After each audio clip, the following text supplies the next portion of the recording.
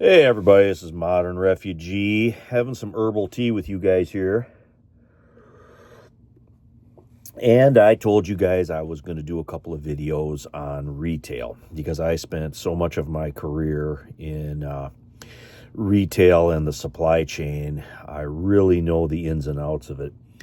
And if you go back and you look at some of my older videos about why I prepare, the catastrophic failure of the supply chain is one of the main reasons I prep, and it's because I seen it from the inside, basically. And when people talk about retail and customer service and those kind of things, the old saying comes out: the customer is always right. We're here to serve the customer, and we're here to have the customer like us and come back, repeat business, whatever. And I am here to tell you that is all BS.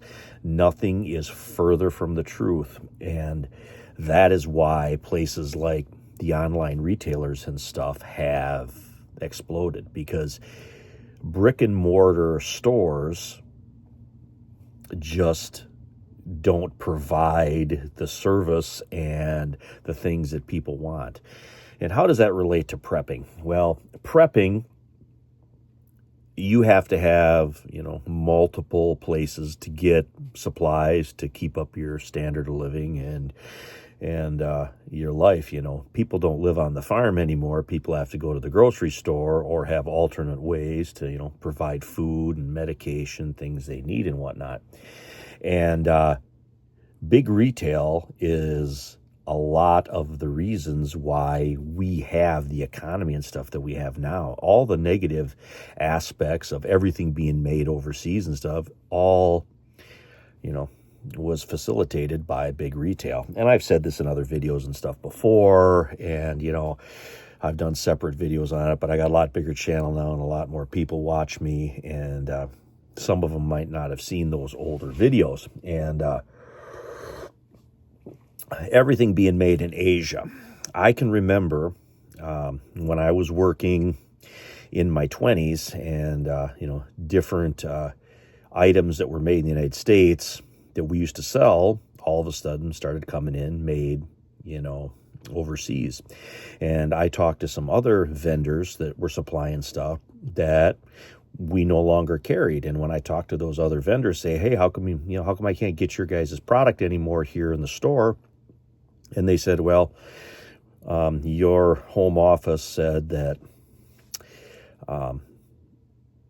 they wanted us to move our facilities overseas, and they will introduce us to the people over there, and then you can give us a better deal on your product. All you have to do is go over and talk to the people overseas and move your manufacturing capacity and stuff over there, cut us a better deal, and we'll set it all up for you. That's what we want you to do. And there were a few companies that said, no, we're not going to do that. We're an American company. We're going to stay here.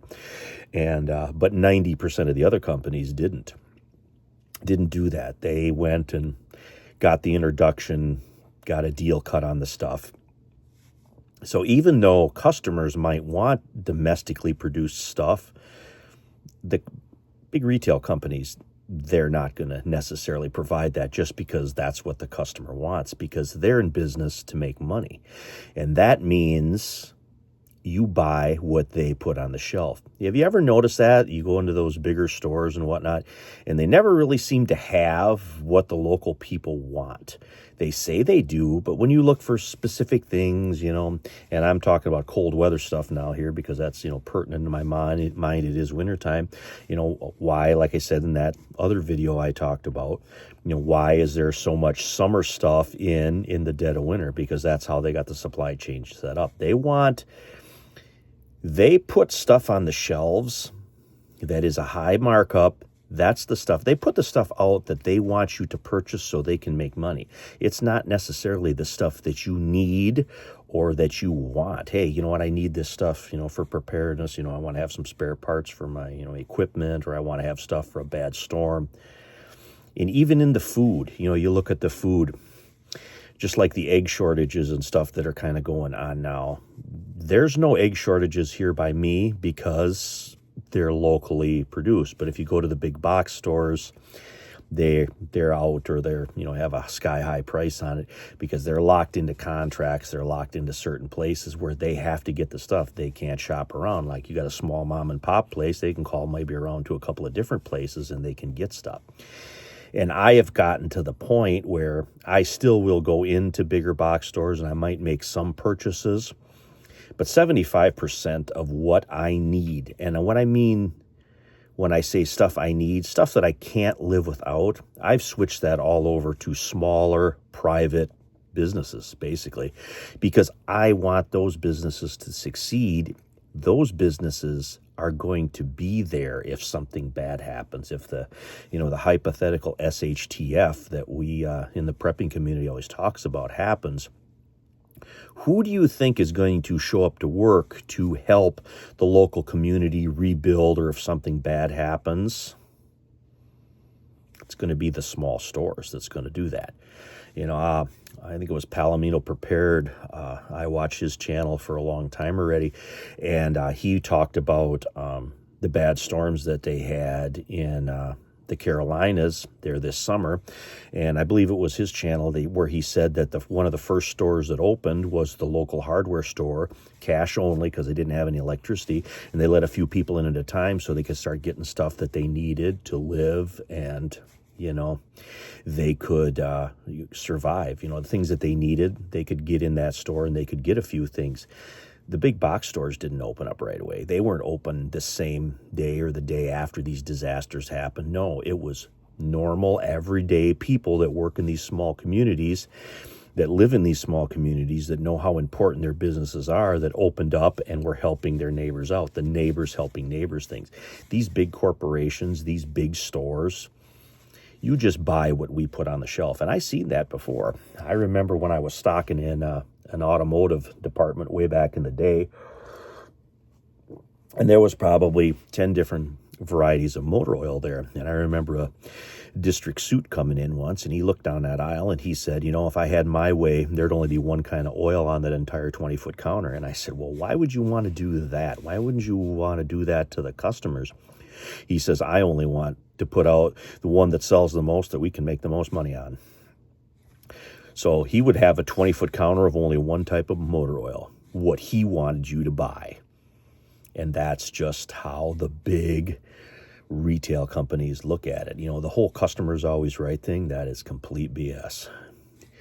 If they cared about customers and what they wanted, they would have what they wanted when they wanted it, but they don't. And they got more excuses than a pregnant nun why they don't have the stuff on the shelf that they need. Oh, well, we ran out, or it's a supply chain thing. It's always excuses. It's never providing what you need. And then the whole, price thing, they always make it sound like they're the best price. I'm here to tell you, I have gotten better prices sometimes at small mom and pop shops than I have at the big box stores, because you shop around, you look, you talk to people. You know what? If you got a business, let's say you got a business and you're using quite a bit of stuff at this particular store or that particular mom and pop store, you say to them, hey, I'm buying a lot of product from you here. I got a business, and, I'm using your product to supply my business. Maybe you can cut me a little bit of a break on the price here because I am doing so much business with you. I'll guarantee you the mom and pop stores will say, yeah, you know what, we'll knock 1% or 2% off so you can because you do all your business here. We'll do that for you. Try that at a big box store. They're not going to do that because they don't really give a shit about their customers. I don't care what they say. They do not care about their customers whatsoever. All they care about is the corporate line, and whatever that happens to be, whether it's like what I was telling you here, or it's certain, events that have taken place in the past. There's certain policies that they want to follow. How many different things have we heard in the last few years since the pandemic where these companies have forced things down people's throats that they didn't want to participate in because, they know best. Well, that just goes to show you. And it also goes to show you what's going to happen if there is some type of major SHTF event. It's always been my opinion that those big box stores, that's going to be the places, and I did a video on this years ago too, but that's going to be the places where the Humvees are sitting. They're going to consolidate the distribution of goods and services with some type of governmental control. And, those large big box stores are centrally located. They're in county seats. They're in high population areas. That's where you're going to go to get your stuff, because those deals have already been cut, already been made. The government actually studies back in the 80s and the 90s. The government actually studied how the logistic networks of these big box companies pretty much work to distribute goods and items. They studied that stuff.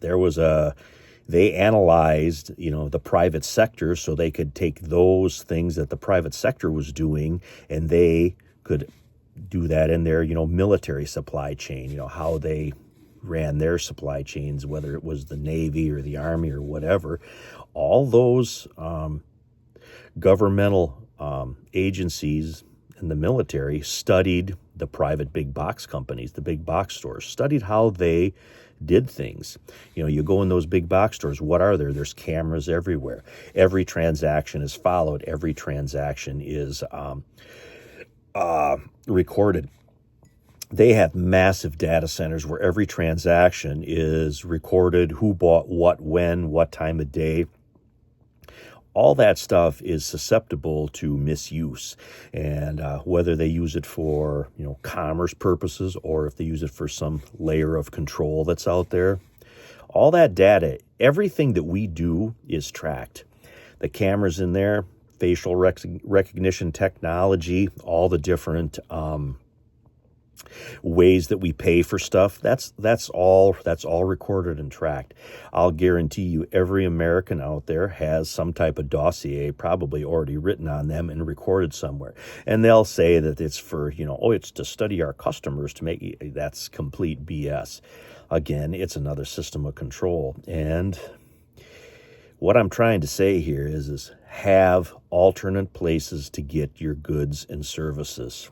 Whether it's Amish, whether it's mom and pop stores, whether it's Mennonite stores, whether it's ethnic markets, have another layer. Have more or less a black market in your life right now so you can keep going if there is some type of major change in the economy, in the world that we know. Because the world that we know now is different than what it was in 2019 and 2020, 5 years from now, with more and more technology and more AI put into the mix.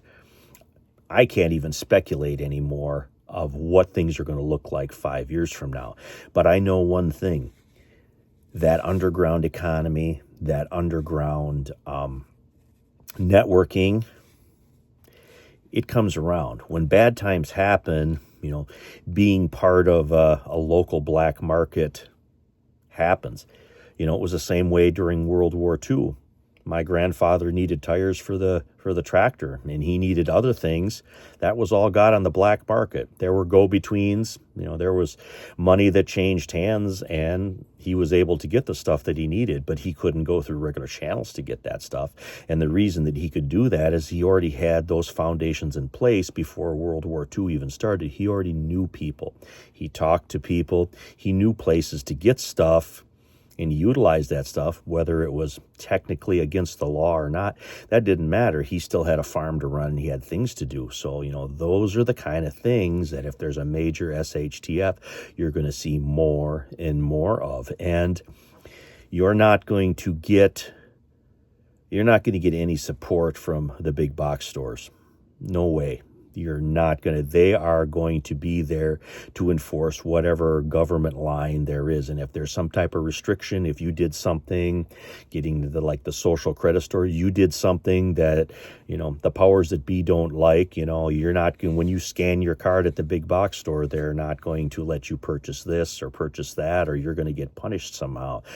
Food, it's often been said, control the food, you control the population. Well, that's the way it is anymore, because people don't live on farms. They don't grow their own stuff anymore. There was a time when people, grew 70% of their own stuff. It just isn't like that anymore. But anyway, getting kind of long-winded on this chat here, but I wanted to kind of go over those things that, establish your underground network now. And the more you can do of that, the more things that you need and the more things that you can provide for yourself through alternate networks.